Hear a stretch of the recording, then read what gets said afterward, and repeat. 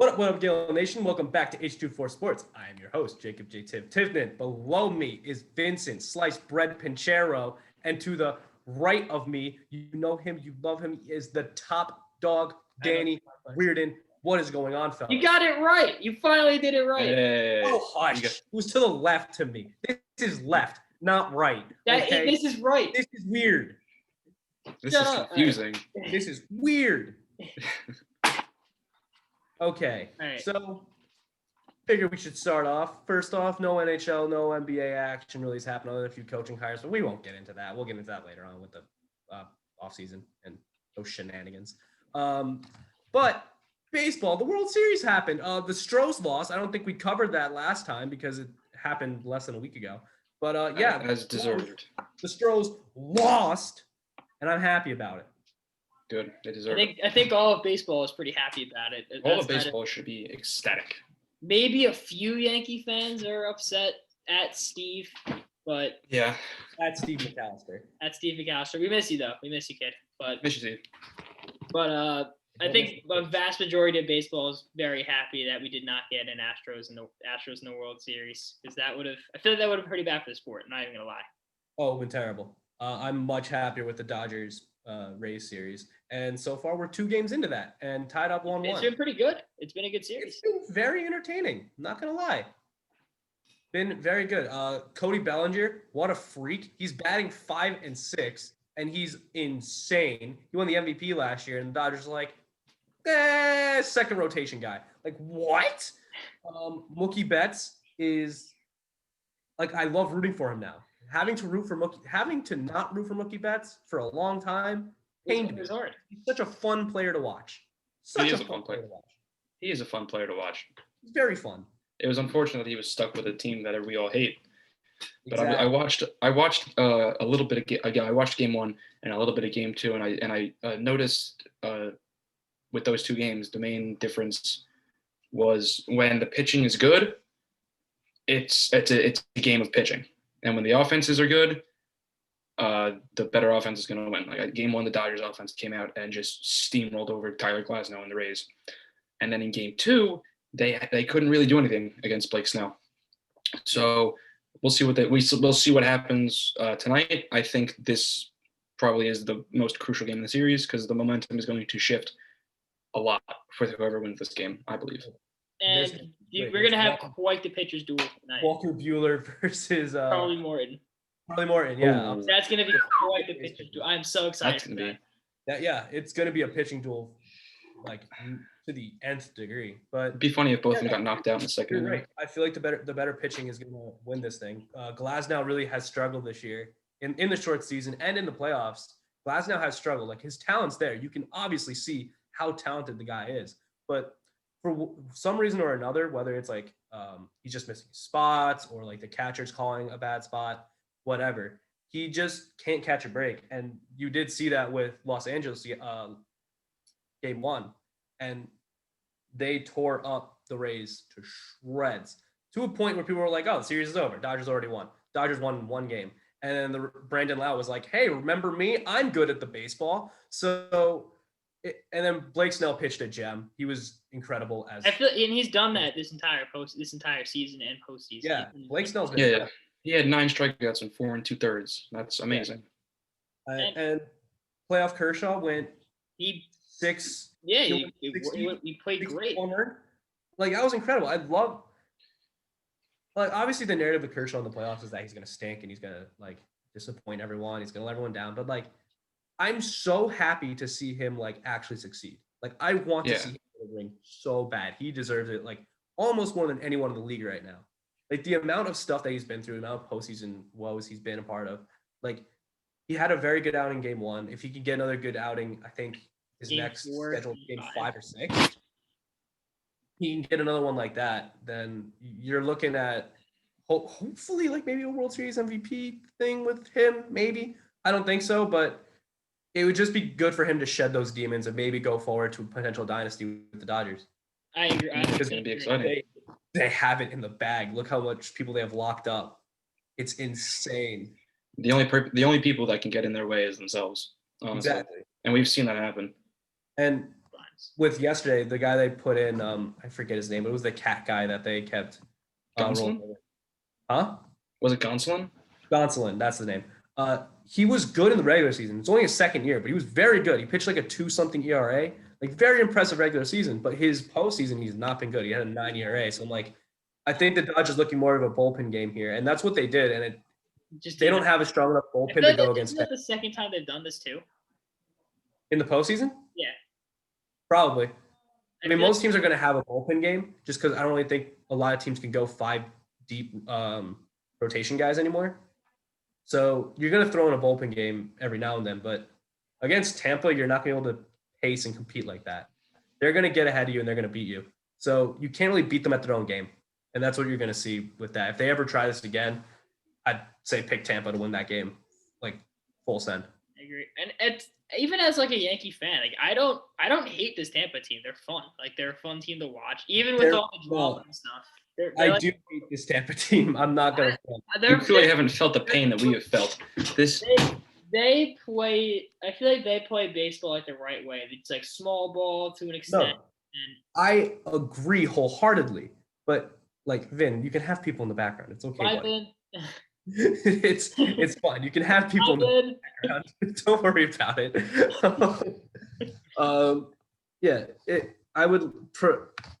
I like the way they play baseball and I like the energy they bring, but we have beef with them. So I don't like them because of that. Like we have a lot of beef with Kevin Cash. We have a lot of beef with Randy Arozarena and Mike Brosso. I keep wanting to call him Scott. Brosso. Yeah, Mike Brosso. We have a lot of beef with that team. So I don't like them for that aspect. And I do just like this Dodgers team a lot. And I do want to see them get a ring. I've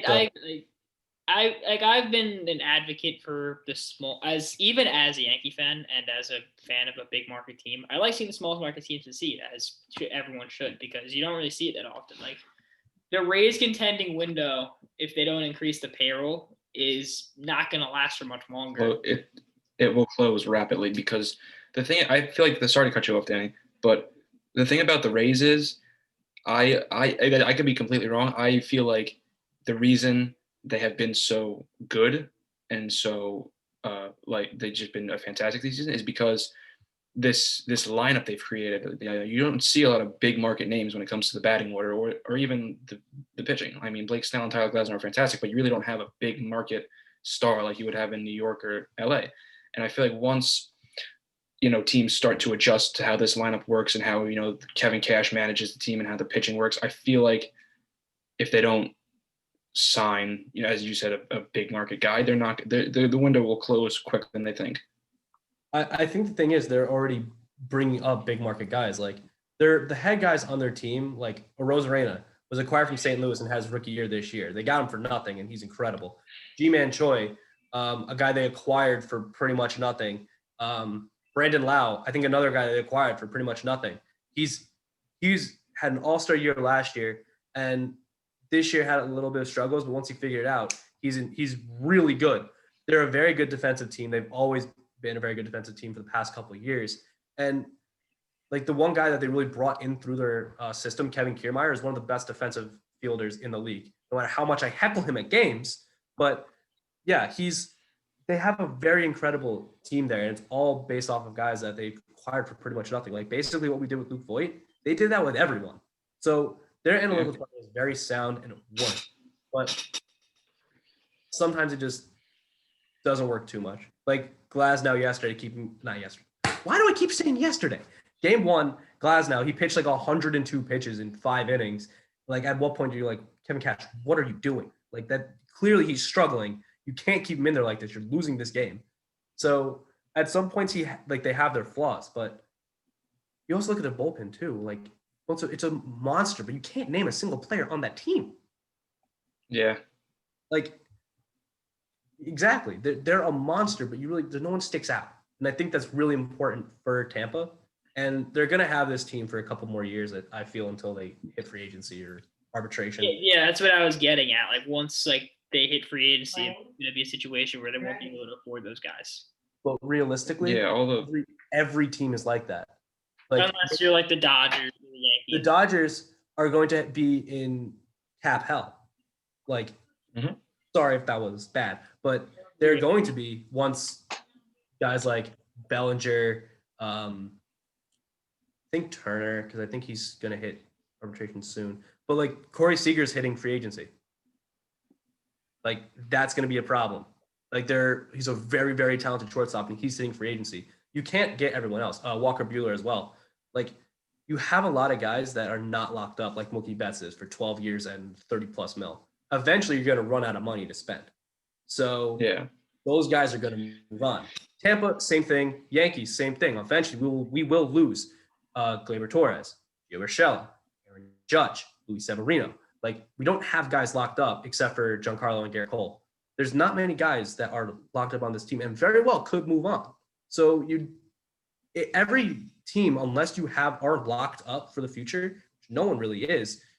It's not a sure thing to do it. The one team I think is good for this is San Diego because they have a lot of their core young and locked up. Like Manny Machado's locked up. Tatis is only in his second year. Chris Paddock. Clevenger's going to be a free agent, but I think he will resign. Trevor Bauer might sign there. So you have a lot of guys that are on fresh contracts or freshly into the league that are already stars. That team might be a team going forward that might be like dynasty level. It might have a lot of success in the future. Before we continue, special shout out to Trevor Bauer. Love him. Love him. He's great. Troll God, Trevor Bauer. Troll God. I still do a quick prediction for the rest of the series. Yeah. Oh yeah, the series is gonna be over next week, right? Yep. Let's see. Games 3, 4, and 5 will be the next 3 days. Sunday. Then Monday off. And Tuesday, Wednesday off, Thursday. Yeah, it'll end by Thursday. The series could be over by Sunday. Series could be over by Sunday, and at the longest, it'll go till Thursday. So by next, we will have a World Series champion. What do you guys think? I'm gonna say. You guys go first. I'm not sure. Dodgers in 6. Dodgers in 6. Dodgers in 6. I'd say Rays in 7. Represent the AL well, Rays. Do it. Nah, I want to see the Bears. I like both teams. I didn't watch that much this year, so I don't really hate the Rays as much as other people do. At least Yankee fans. Like I don't hate them. But yeah. Despise the Rays. What we got next? Transition to the NFL? Yes. Oh boy, yeah. Let's transition. We have time to talk about football. Yeah. Outside of predictions, so that's good. That's a first. Well, do you want to start with the G-Men, the New York Football Giants? Let's start with this team because we just know it's wrong. Or do you want to start with Can we not talk about them? What? Can we not? Let's start with the Giants. Let's start with the Giants. All right. So last week, coming off of a win, our first win of the season against the Washington football team. I mean, yeah, terrible game. It was bad. Not much to watch. Our defense stepped up, but I mean, stepping up against the Washington football team is like stepping up a one single stair. Like it's not that impressive. I mean, Tate Crowder got a fumble 6. That was cool. Mr. Irrelevant. Mr. Irrelevant. That was cool. And then he got hurt, went to the IR. So that's fine. But when you look at the Giant defense, I mean, they're ranked in the top half. The top half of defenses in the league. And when you see that, you're like, is that a mistake? No. The Giants defense is a good defense. They put together a really nice, tough squad. And Patrick Graham, I think, is an okay defensive coordinator. But they're 1-6. And the only issue with this team is the offense. Our offense is also statistically the worst in the league by far. And it showed last night. It is. I think it is, Danny. You can pan over to Gangrene all you want. I low-key think your offense is the Giants' offense. 75 total points. The Giants' offense is ranked 31st in the league. Okay, 31st. But who's 32nd? Probably the Jets. But let's talk about last night, which was Thursday Night Football. Giants, Eagles. The NFC Beast. I mean, what can you say about this game? I mean, I think just the greatest thing ever was Daniel Jones going off for like a 95-yard, well, which should have been like a 99-yard. He would have had a touchdown. Man, tripped and fell. Oh, that was so an funny. 80-yard run when he tripped over his feet. Like I was sitting here with Kyle, and I saw him stumble. I'm like, oh no, oh it's gonna happen. Oh, he's gonna bust. And then he face planted, died laughing. Like it was awesome. It was great. You remind me of it. Immune to pain now. It's great.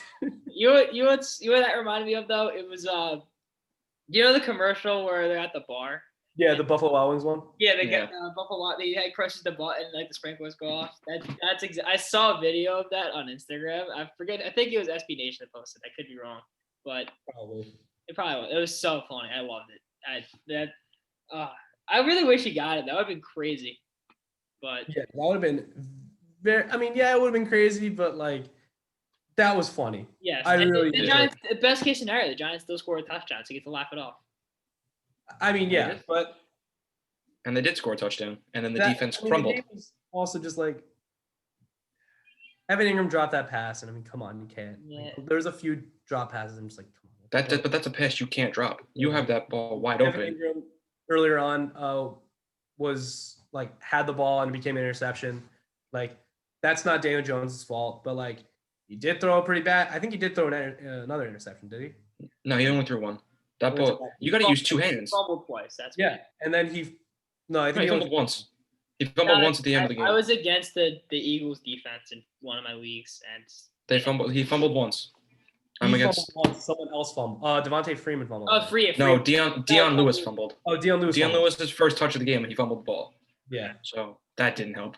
But honestly, when you let a bruised and battered Carson Wentz drive down the field twice in the last 5 minutes to win the game, like I expect nothing more from this team. I'm aggravated. Danny, I now know how you feel with your team because just at least you're competitive every week. No, when it comes down to it, this team is a disappointment. They are a disappointment. Moves need to be made. You have no expectations. It's kind of where I was going into the season. Like even after like the first couple weeks, I'm like, I don't know which week it was. I think it was week 3 or whatever. But I heard one of the analysts talking about how Daniel Jones doesn't look at other receivers. He only goes for the target receiver on that play, and it's called redlining, I think. So he just stays. He doesn't look around. He only looks around like to dump off if the pocket's coming in. But he stays on one person. It's so easy to read. Like it's so bad. So he has that problem. He has the turnover problem, which is so much more of a problem. I was like, maybe he can figure it out. Maybe he can learn how to slide and do this and that. And like, he hasn't figured anything out. He doesn't have that sense that a quarterback has. Regression from Daniel Jones this year. Like he's an exciting player. That's what I like about him. Like he can scramble out of the pocket. He can make plays. He's very fun to watch, but he's so flawed. And it's to the point where I don't think it's recoverable. And I think past this year, you might want to move on from him. Yeah, after honestly, only 2 seasons. He has so many holes, and if you want him to be a good quarterback, he's a project, and we don't have the resources to work on him as a project. We can try and train him, but his value will only decrease. And I think if anything, we can try and get like a 4th, maybe a 5th. Yeah. Like that might be his level right now, because not many people are looking for backup quarterbacks. Like any offensive. Sorry, go ahead. What's our other option? Our other option is Colt McCoy. Oh yeah, let's get Colt McCoy in the game. So I think look at free agency, look at the draft, possibly make a run at Dak Prescott. That might be worth something. I mean, hey, maybe, but I think when you look at this team and you look at Daniel Jones, he's not a generational talent, like Wilson or Mahomes or Lamar. He's going to take some time. Yeah, and when Jacob, you said we don't have the resources to help him, and any resources we had, injured. Barkley out. Shepard is always out for a numerous amounts of times. And, they can't get Ingram involved in the offense. It's very tough. But the last thing I'm going to say about this, because I'm just so frustrated. If this team continues to play like this, Dave Gettleman needs to go. It's just he has not helped this franchise at all. The only thing that I've liked from the coaching staff and management so far has been the hiring of Jason Garrett, because I really do like his play calling. I think it works. We make drives down the field. He's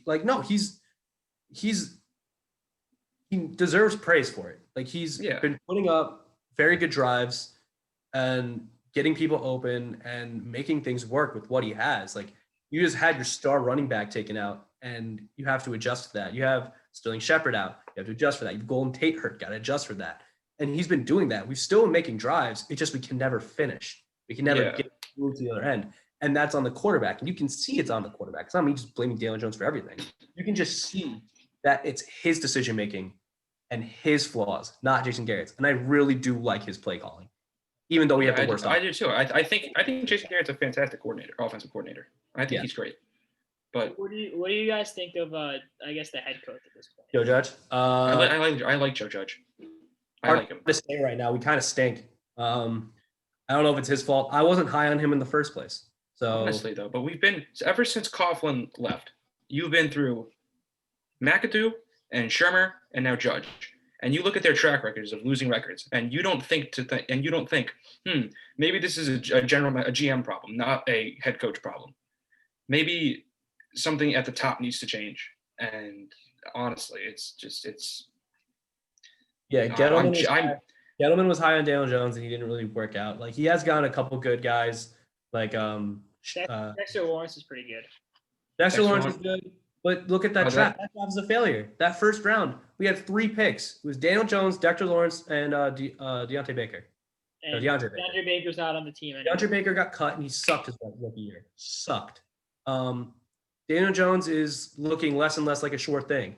Dexter Lawrence is good. Like that's the only positive from that. I'm pretty sure Xavier McKinney is he coming back this season?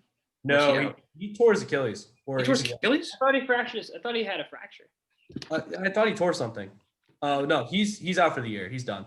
You can fact check me. I have no internet. That's fine. Dan, we get in with the double monitors. He's the OG professional YouTuber there. Look at that. I cover up my pain. Do you want to mention about the Le'Veon Bell release and everything? Where we go now? Le'Veon Bell signed with the Chiefs. The Chiefs just got the Chiefs offense. I'll cover it in a minute. I guess the Chiefs offense just got that much scarier. They lose one game and then they add one of the most talented running backs over the past decade, and now you have more time for Clyde Edwards-Helaire to develop. Yes, it's shadow under Le'Veon Bell. It's a phenomenal signing. That's gonna do, and Le'Veon Bell are gonna have his revenge game next week. Yes. It is not a season-ending injury. He's out for 2 to 3 months. This was set on August 26th, so he's gonna be back. Oh, well, that's promising. And I like that because he's gonna start. Oh, absolutely. He's a promising guy. If him and Peppers in the secondary, I think that's a great combo. Peppers, honestly, not a big fan. I mean, really, he's good at tackling and hitting people and blitzing, but his coverage is not that good. Oh, we saw it last night. Carson threw right at him. Very often, he's not a good cover back. Like I think in Michigan, he played a lot more linebacker than he did safety, but he's too small. Sure he did as well. He's too small at the NFL level to play linebacker. Yeah. So he can hit hard and force fumbles, but he can't cover. Maybe they use him as a QB spy. Yeah. Or a spy on the defense. Realistically, that's all you can do with him. And yeah. You can't do that in the NFL. Like, you can't just have a guy like that. He has to cover, and he has not shown that he can cover. Yeah, that Odell trade has been a flop. All we've gotten for that is him and Dexter Lawrence and Zeitler, and we're looking to trade Zeitler. Him and Ingram are on the trading block. Ingram's not going to get traded. He's going to get cut, bro, if anything. I don't think anyone. No, he's not going to get cut. I don't think anyone wants Evan Ingram at this point. Yeah, maybe. He's got talent. Someone might be willing to take a flyer on him, but not for a lot. The first round pick that we used on him. He was a first round pick. We drafted him 21st overall, I believe. Oh. He's not a bust. He's decent. I'm not saying he's a bust, but like.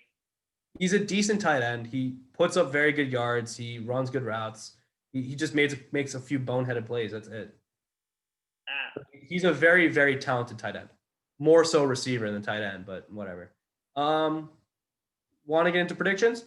Yeah, I'm ready to go. I I'm think gonna we got- throw in my usual hashtag fire Gase just right out the gate. I think Fair enough. Fair enough. Okay, I will share the screen. And here we are. First game of the slate. Detroit at That's right. Atlanta. Ooh. I'm gonna bet against the Lions again. I'm gonna take the Falcons. Oh God, miss. We got 10 minutes. We got We can do it. We'll speed through it. Don't worry. Detroit. Because I like Matt Stafford. Both teams are coming off of wins. It's just who you really think is more talented. I'm kind of going to go Atlanta here because they're running off of the fire coach thing. Cleveland, Cincy. Cleveland coming off of a bad loss against Pittsburgh. Cincy, I think, had a bye. No, they didn't have a bye. No, they lost. blew the game, remember? They blew it. Yes. I think Cincy's going to win because Cleveland got exposed, and it proves my point that Baker's overrated. I'm going to stay on the Baker wagon with Jacob. Heck yeah. Pittsburgh, Tennessee. That's going to be a very fun game. I'm It's defense going to versus take offense. Tennessee. I think this is Pittsburgh's first true test. I'm also going to take Tennessee. Ryan Tannehill's a fantastic quarterback. Tennessee's first true test. And I think Pittsburgh's defense is probably the best in the league, if not Chicago's. And I'm going to say Pittsburgh is going to not let Derrick Henry do anything, and that's going to be that. Carolina, New Orleans. Is Michael Thomas back this week? He had a hamstring injury, but they don't know he's going to be back. I thought he was like disciplined because he fought his teammate. He was disciplined, and then he got hurt again. Michael Thomas. I'll take New Orleans again. I'll still roll with them. Even though Carolina's good, that's gonna be a close game, but I think just give me Carolina. I'm taking the Saints. Anyone want to take the Jets? Anybody want to take the Jets? Anybody? Hello? I mean, you want to take the Jets? It's a trap game, but I'm going with the Bills. I'm also going with the Bills. Bills Mafia, baby. What do you put something different every week for the Jet game, Danny? What do you want to put down now? The poop emoji. I faced a few weeks ago. I put Fire Gase before that. I put Pain once. I guess just right. Right sadness. I like. That's what I was thinking. Sadness. All right. And this is my lock. My lock is Dallas -1 because this shouldn't be -1 against the Washington football team. Like, this is a team that lost to the Giants. Like, come on.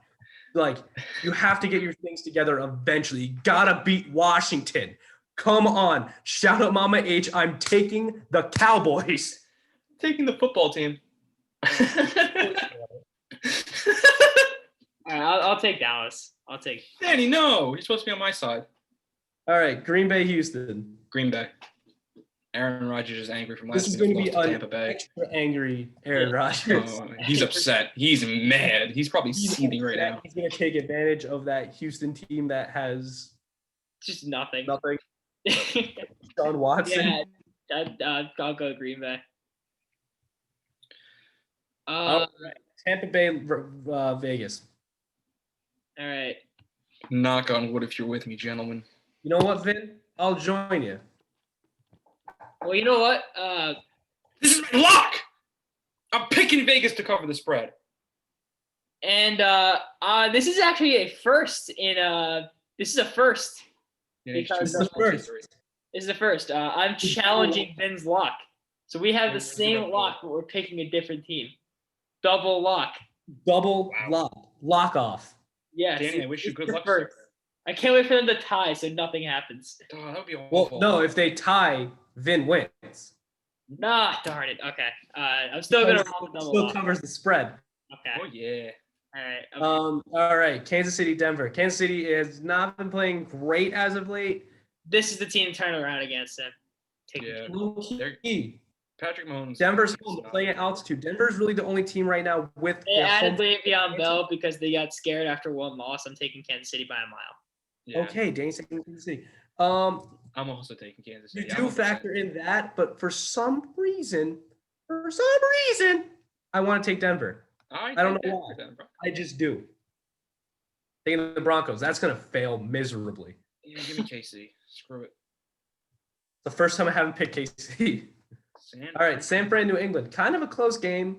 I don't really know what to expect here. I'm gonna take San Francisco. I'm also gonna take San they've been Fran. playing well. The Patriots have not been playing well, mainly because of COVID. But I'm gonna I take. think We have a lot of differences this week. I don't know. I'm feeling New England. I think they will win on their defense. Okay. That's what I'm rocking with here. All right, especially since Mostert is hurt again, so they'd have to rely on McKinnon at running back. All right, Jacksonville Chargers. Yeah, I'm not even gonna hesitate. I'm just picking the Chargers. Trap game. They're both 1-win teams. This isn't a trap game. Well, looking at the favorite, I'm taking Jacksonville. Okay, but yeah, one team's 1-5, one team's 1-4. It's not a trap game. It's a tank bowl, and I'm taking Jacksonville. Oh Jesus! Vince copying me every single time. Minshew mania, baby. Vince copying me every single one. No, Danny, I've just lost my mind. Danny, you guys have like 4 differences. Seattle, Arizona. Ooh. I'm taking the MVP. Yeah, you got it. You got to take Seattle. I'm tempted to take the air raid, but Arizona's fun, and Seattle doesn't have that good of a defense, but it's still Seattle. I know. That's why I'm gonna stick with Seattle, but I wouldn't be surprised if Arizona pulled this one out. All right, Monday Night Football, Rams, Bears. The Bears are frauds. The Bears are frauds. Thank you, Danny. Mitch Trubisky isn't a good quarterback. Nick Foles is taking over. They're going to get rid of him. I'm taking the Rams. Yeah, Trubisky hasn't started since week 2. Trubisky sucks. He's not quarterback. Exactly. They're going to get rid of him. Okay, so are you picking the Bears or the Rams? Oh, the Rams. Did I not say Rams? Okay. See, the Rams are frauds. Their offense is not good against good defenses. And Chicago's arguably has the best defense. I think, and their defense, the Rams at least, isn't as good as it used to be. I think Foles will get it done, but I think most importantly, the defense will get done, and they will staunch Jared Goff. I don't know if it changes anyone's predictions, but Emmanuel Sanders is put on the COVID list, and I think he caught COVID. He's on the Saints, right? Yes. Dang. Oh, I took Carolina. Boom, boom, boom, boom, boom. So could COVID potentially win this game? That could be a potential COVID bowl. COVID bowl. All right, here are the predictions. Here's the quick update from last week. I stunk. Danny stunk last. Pretty good. Danny stunk least. I'm back in it. Danny and I are tied, and you're not really. You're still five games off. That's fine. I'm going for the memes, baby. Wait, can I see what I've written? Can I see what I've wrote for the past, like every single time for the Jets? You wrote Fire Gaze. I don't think they played this week because they played Thursday night. Yeah. They didn't play this week either. Did they play Thursday night back-to-back weeks? They might have. Where are they? What the heck? Did they play Thursday night back-to-back weeks? No, they wouldn't. They wouldn't have done that. Oh no! Here, Pain. Pain. Okay, I wrote Pain. Sad emoji. Sad face. Okay. Pain, sad emoji, Fire Gaze. All right, less than a minute, boys. It is time to wrap it up.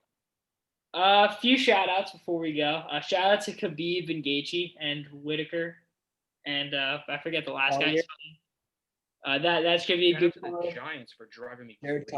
Yeah, it's gonna be a fun card tomorrow afternoon. That's gonna be very fun to watch. Go Gaethje. I like both fighters. I'm a McGregor guy. I like both fighters. Go Tony Ferguson. He's not fighting. He's not fighting at all. I love one guy not fighting. All right. Well, we got less than a minute. Thank you all for watching. Thank you. Go Doyers. I'll see you guys next week. Bye.